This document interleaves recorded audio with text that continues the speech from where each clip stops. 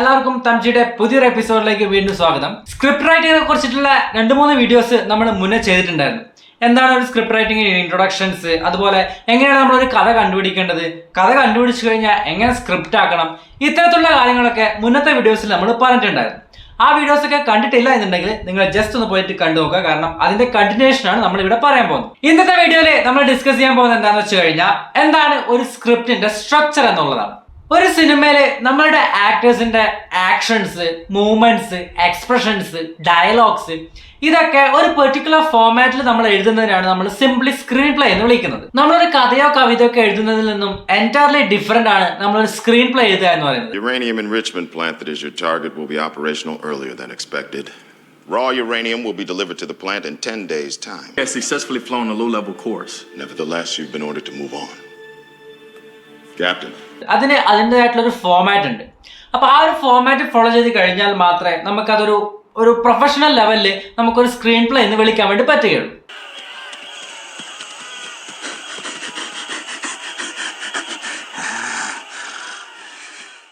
Thinking visually എന്ന് പറയുന്നത് easy ആയിട്ടുള്ള ഒരു ടാസ്ക് അല്ല. വിഷ്വലൈസേഷൻ എന്താണെന്നുള്ളത് നമ്മൾ ലാസ്റ്റ് വീഡിയോയിൽ ഡീറ്റെയിൽ ആയിട്ട് പറഞ്ഞിട്ടുണ്ടായിരുന്നു. എങ്ങനെയൊക്കെ വിഷ്വലൈസേഷൻ ചെയ്യണം, ഏതൊക്കെ രീതിയിൽ നമുക്ക് ആ വിഷ്വലൈസേഷനെ ഇംപ്രൂവ് ചെയ്യാം, ഇതൊക്കെ നമ്മൾ ലാസ്റ്റ് വീഡിയോയിൽ പറഞ്ഞിട്ടുണ്ടായിരുന്നു. ഇത്തരത്തിൽ ഒരു വിഷ്വലൈസേഷൻ നമ്മൾ ചെയ്ത് കഴിഞ്ഞാൽ നെക്സ്റ്റ് സ്റ്റെപ്പ് എന്ന് പറയുന്നത് ആ വിഷ്വലൈസേഷൻ ചെയ്തത് അതിനെ ഡിപ്പെൻഡ് ചെയ്ത് അല്ലെങ്കിൽ അതിനെ ബേസ് ചെയ്തുകൊണ്ട് നെക്സ്റ്റ് നമ്മളൊരു സ്ക്രീൻ പ്ലേ എഴുതുക എന്നുള്ളതാണ്. ഇത്തരത്തിൽ ഒരു കൃത്യമായിട്ടൊരു ഫോർമാറ്റിൽ എങ്ങനെ നമുക്കൊരു സ്ക്രീൻ പ്ലേ എഴുതാം എന്നുള്ളത് നോക്കാം. അല്ലെങ്കിൽ എന്താണ് നമ്മളൊരു സ്ക്രീൻ പ്ലേയുടെ ഫോർമാറ്റ്.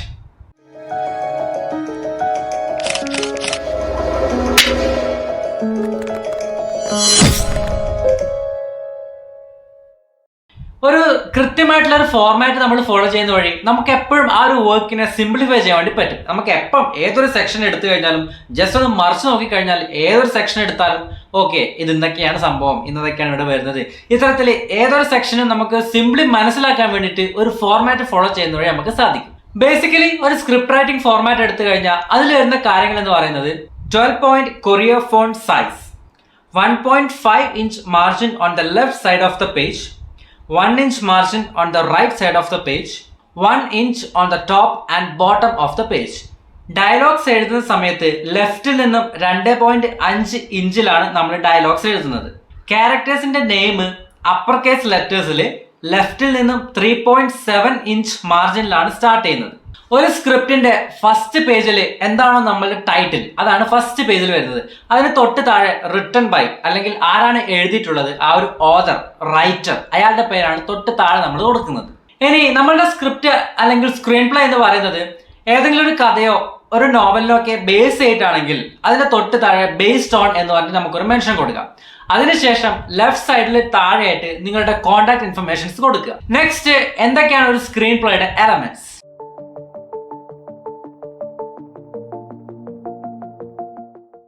ടൈറ്റിൽ പേജ് കഴിഞ്ഞാൽ മെയിൻലി 6 എലമെന്റ്സ് ആണ് ഒരു സ്ക്രീൻ പ്ലേക്ക് വരുന്നത്. ഫസ്റ്റ് വരുന്നതാണ് സീൻ ഹെഡിങ് അല്ലെങ്കിൽ സ്ലഗ് ലൈൻ. ഈ സ്ലഗ് ലൈൻ എന്ന് പറയുന്ന ഒരു പാർട്ടിലാണ് നമ്മളുടെ ആ ഒരു സീനിന്റെ വൈറ്റൽ ആയിട്ടുള്ള ഇൻഫർമേഷൻസ് നമ്മൾ റിവീൽ ചെയ്യുന്നത്. അതായത് ഏതാണ് ലൊക്കേഷൻ, ഏതൊക്കെയാണ് ടൈം, അതായത് നമ്മൾ ഷൂട്ട് ചെയ്യുന്ന സമയം ഇൻറ്റീരിയർ ആണോ, എക്സ്റ്റീരിയർ ആണോ, ഡേ ആണോ, നൈറ്റ് ആണോ, ഇത്തരത്തിലുള്ള ഒരു മെൻഷനിങ് നമ്മൾ കൊടുക്കുന്നത് ഈ ഒരു സ്ലഗ് ലൈനിലാണ്. നമ്മളുടെ സീൻ നടക്കുന്നത് എക്സ്റ്റീരിയർ അതായത് പുറത്താണെങ്കിൽ EXT എന്ന് പറഞ്ഞിട്ട് നമ്മൾ മെൻഷൻ ചെയ്യുന്നു. ഇതേപോലെ ഇന്റീരിയർ ആണെങ്കിൽ INT എന്ന് പറഞ്ഞിട്ടാണ് നമ്മൾ മെൻഷൻ ചെയ്യുന്നത്. ഇതിനുശേഷം ലൊക്കേഷന്റെ ടൈറ്റിൽ എന്താണെന്നുള്ളത് വരുന്നു, അതിനുശേഷം ടൈം വരുന്നു. ഈ ടൈം എന്ന് പറയുന്നത് ഡേ ആവാം, നൈറ്റ് ആവാം. സെക്കൻഡ് എലമെന്റ് ആണ് ആക്ഷൻ. ഡയലോഗ്സ് അല്ലാതെ ബാക്കി വരുന്ന എല്ലാ കാര്യങ്ങളും ആക്ഷൻസ് ആണ്. നമ്മളുടെ ക്യാരക്ടേഴ്സിന്റെ തോട്ടുകളും ഇന്റേണൽ കോൺഫ്ലിക്ട്സുകളും ഒക്കെ നമ്മൾ ഒരിക്കലും ഒരു സ്ക്രിപ്റ്റിൽ മെൻഷൻ ചെയ്യാറില്ല. കാരണം നമുക്ക് അതൊരിക്കലും ഒരു ക്യാമറയോടെ കാണിക്കാൻ പറ്റില്ലല്ലോ. നമ്മൾ എന്താണ് ഒരു ക്യാരക്ടർ ചിന്തിക്കുന്നത് എന്നുള്ളത് നമുക്ക് കാണിക്കാൻ പറ്റില്ല. അതുകൊണ്ട് തന്നെ അത് നമ്മൾ സ്ക്രീൻ പ്ലേയിൽ മെൻഷൻ ചെയ്യാറില്ല. നിങ്ങൾ തന്നെയാണ് സ്ക്രീൻ പ്ലേ എഴുതുന്നത്, നിങ്ങൾ തന്നെയാണ് ഡയറക്ടർ. ഇങ്ങനൊരു സിറ്റുവേഷൻ ആണെങ്കിൽ നിങ്ങൾക്ക് അവിടെ ക്യാമറ ഷോട്ടുകൾ ഏതൊക്കെ വേണമെന്നുള്ളത് ജസ്റ്റ് ഒന്ന് മെൻഷൻ ചെയ്യാം. പക്ഷേ അങ്ങനെ അല്ല എന്നുണ്ടെങ്കിൽ ഒരിക്കലും ഒരു ക്യാമറ ഷോട്ടുകൾ ഒരിക്കലും സ്ക്രീൻ പ്ലേയിൽ മെൻഷൻ ചെയ്യരുത്. നെക്സ്റ്റ് വരുന്ന എലമെന്റ് ആണ് ക്യാരക്ടർ. ഒരു ക്യാരക്ടറിന് ഡയലോഗ് വരുന്ന സമയത്ത് അയാളുടെ പേര് അപ്പർ കേസിൽ എഴുതിയതിനു ശേഷം ലെഫ്റ്റിൽ നിന്നും 3.7 ഇഞ്ച് മാർജിനിലാണ് ആ ഡയലോഗ് നമ്മൾ എഴുതി തുടങ്ങേണ്ടത്. അപ്പോൾ നെക്സ്റ്റ് വരുന്ന എലമെന്റ് എന്ന് പറയുന്നത് എന്തായിരിക്കും? ഡയലോഗ്. പേജിന്റെ ലെഫ്റ്റ് സൈഡിൽ നിന്നും 2.5 ഇഞ്ച് ലെങ്ത്തിൽ അല്ലെങ്കിൽ മാർജിനിലാണ് നമ്മൾ ഡയലോഗ്സ് എഴുതുന്നത്. ക്യാരക്ടേഴ്സിന്റെ പേരിനടുത്ത് കൊടുക്കുന്ന ഡയറക്ഷൻസ് എന്ന് പറയുന്നത് പല രീതിയിൽ വരാം. അത് വോയിസ് ഓവർ ആവാം, ഓഫ് സ്ക്രീൻ ആവാം. पॉइंट्स ना मिलेंगे तो वो तावड़ी होगी और मौका देगी और ये नाओमी का अटैक गीता थोड़ी मुश्किल में वही मौका हमने ना छोड़ना है गीता का counter attack I might prepare a little supper.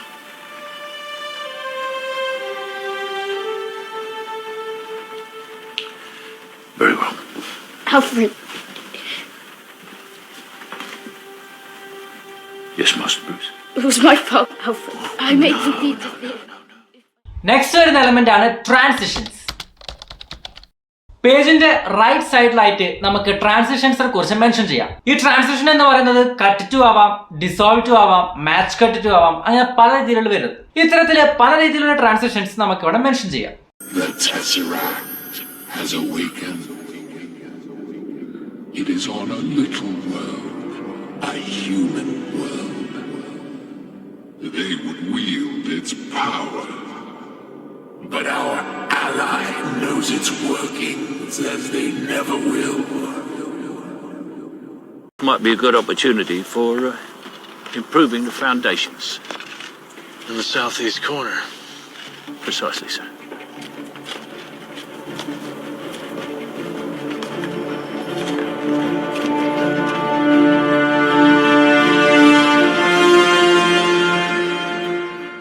ഇതിന്റെ ഫൈനൽ ഡിസിഷൻ എന്ന് പറയുന്നത് ഒരു എഡിറ്ററുടെ കയ്യിൽ കൂടിയാണ് എന്നുള്ളത് ഓർത്തു വെക്കുക. ഇത്രയും എലമെന്റുകളാണ് നമ്മുടെ ഒരു സ്ക്രീൻ പ്ലേ എടുത്തു കഴിഞ്ഞാൽ, അല്ലെങ്കിൽ ഒരു format of a screen play എടുത്തു കഴിഞ്ഞാൽ മെയിൻ ആയിട്ട് വരുന്നത്.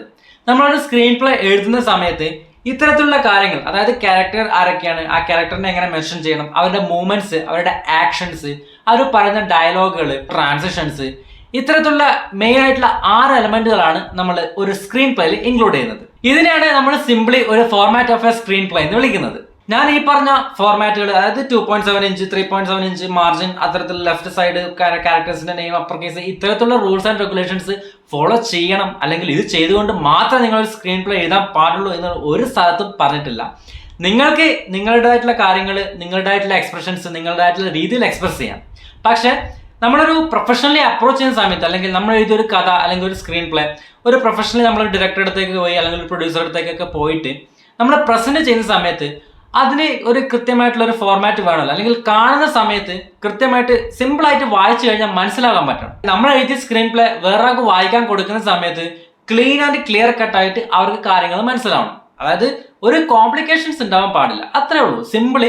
ഓക്കെ ഗൈസ്, അപ്പോൾ ഇത്രയാണ് നമ്മൾ ഈ വീഡിയോയിൽ പറയുന്നത്. ഇത് നമ്മൾ മെയിൻ ആയിട്ട് ഒരു structure of a screen play എന്നുള്ള ഒരു എപ്പിസോഡായിട്ടാണ് നമ്മൾ ഫോക്കസ് ചെയ്തിട്ടുള്ളത്. ഇത്തരത്തിൽ സ്ക്രീൻ പ്ലേനെ കുറിച്ച് അല്ലെങ്കിൽ സ്ക്രിപ്റ്റ് റൈറ്റിനെ കുറിച്ച് എന്തെങ്കിലുമൊക്കെ കൺഫ്യൂഷൻസോ ഡൗട്ട്സോ ഉണ്ടെങ്കിൽ അത് കമന്റ് ബോക്സ് വഴി അറിയിക്കുക. ഞാൻ എന്തായാലും വീഡിയോ ചെയ്യുന്നതായിരിക്കും. നിങ്ങളുടേതായിട്ടുള്ള ആവശ്യങ്ങൾക്കനുസരിച്ച് എന്തൊക്കെ ചെയ്യണമെന്ന് പറഞ്ഞാൽ മതി, ഞാനത് ചെയ്യുന്നതായിരിക്കും. ഇതിന്റെ തന്നെ കണ്ടിന്യൂഷൻ ആയിട്ട് ഇനിയും എപ്പിസോഡുകൾ വരും. അപ്പോൾ അത് മിസ് ചെയ്യാതെ കാണാമെന്നുണ്ടെങ്കിൽ ചാനൽ സബ്സ്ക്രൈബ് ചെയ്തിട്ടില്ല എന്നുണ്ടെങ്കിൽ സബ്സ്ക്രൈബ് ചെയ്ത് വെക്കുക.